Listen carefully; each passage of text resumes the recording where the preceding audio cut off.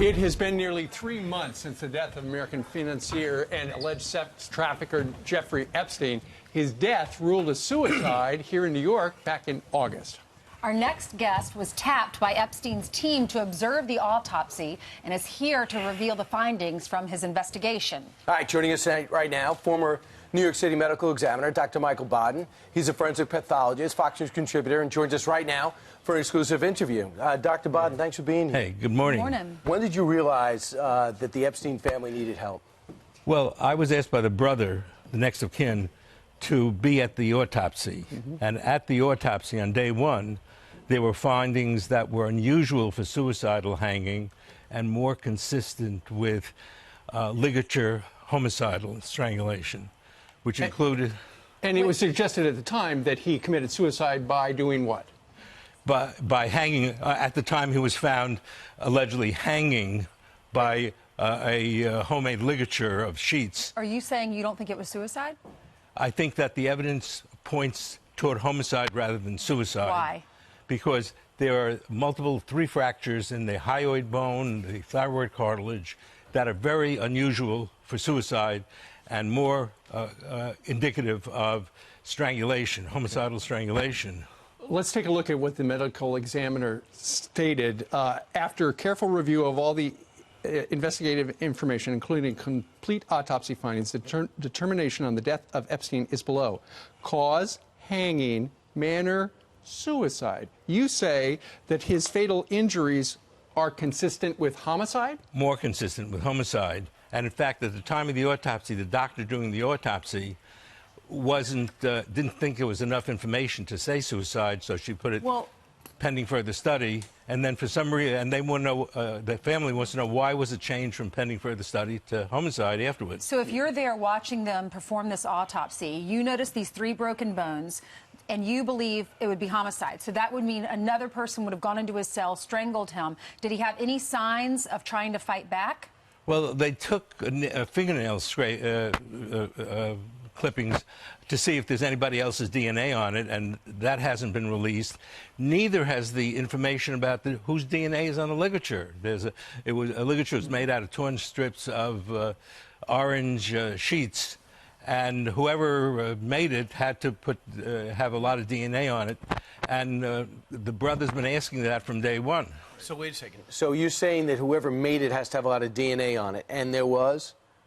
No, we don't even know if it was examined. Could they? Right. So you're saying when you left the examination room, they weren't sure what happened. That's right. So what? You know this procedure. What happened in the interim to get this such a blunt conclusion? Well, a week later, it was changed to homicide.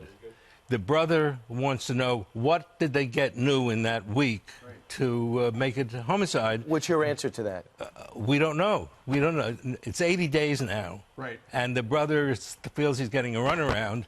And to add to it, there was a total breakdown in security. The video cameras didn't work. The guards went to sleep. What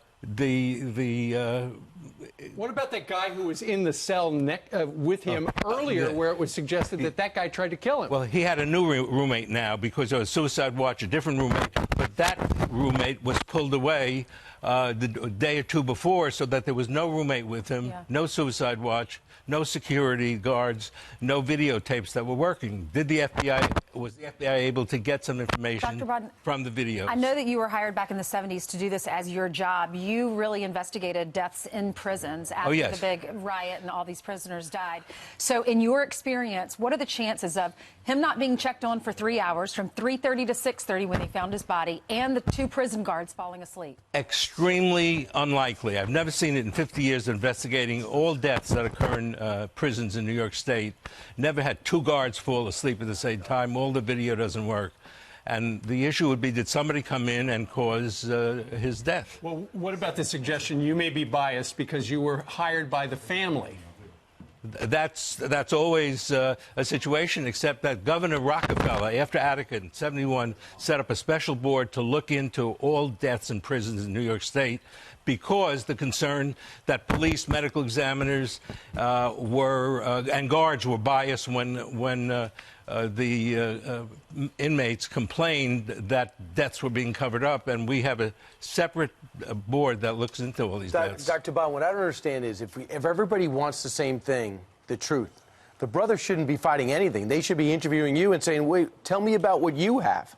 Have people investigating this case prior to them ruling it a suicide contacted you? Not at all.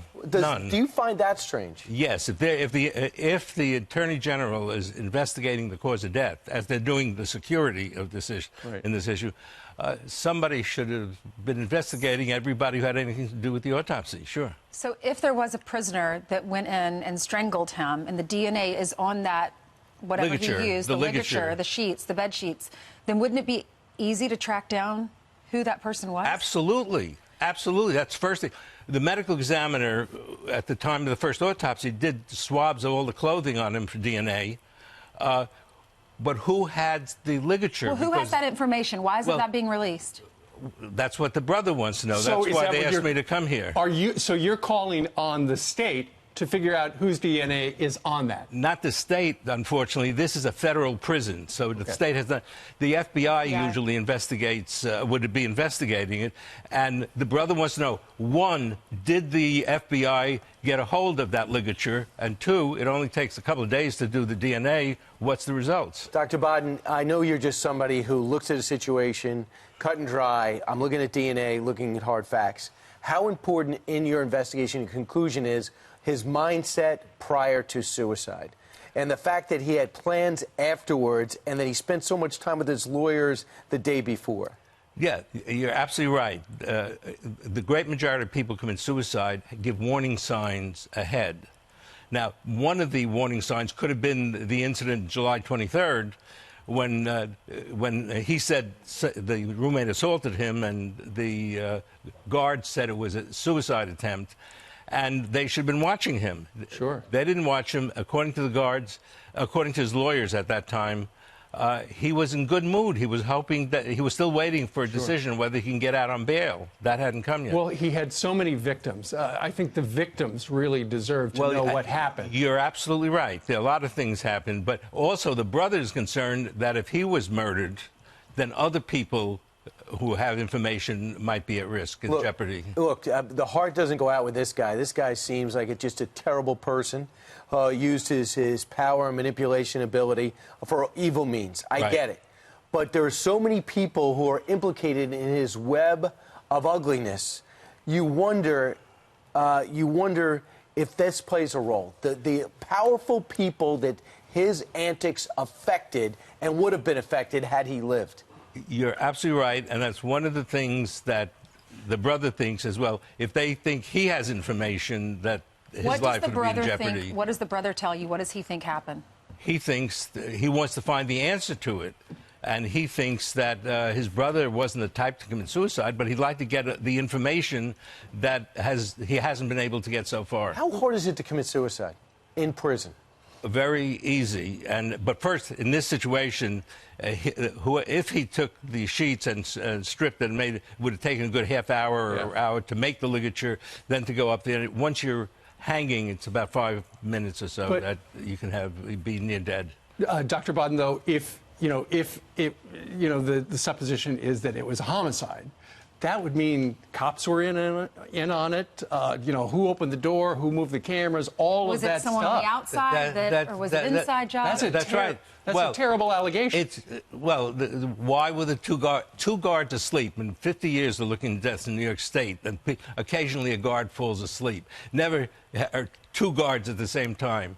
The cell, the camera in the cell watching didn't work.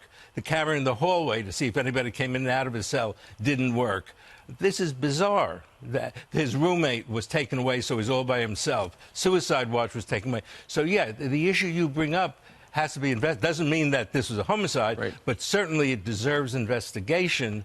And the brother's concerned there is no investigation. Have you ever seen anyone that committed suicide and was hanging themselves with those 3 broken bones? No. Hanging does not cause these broken bones, and homicide does. Usually 2 bones, even 3, is a huge amount of pressure was applied. Okay, how different is all this for anyone, let alone a high-profile prison? Oh, there were 800 other people in the correction facility, and most of them would have liked him to get their hands on him. One, because he had sexual things. Two, because to make a name for themselves. Three, because somebody could put him up to it. You're right, though. A number of people had to be involved if this is a homicide. Okay, Dr. Baden, thank you very much. He just said that the fatal injuries are consistent with homicide, and you've also called on the feds to figure out whose DNA is on that thing that he hung himself with, if he hung himself. Dr. Baden, thank you very much. Thank you. A lot more on this topic on foxnews.com. Check it out right now.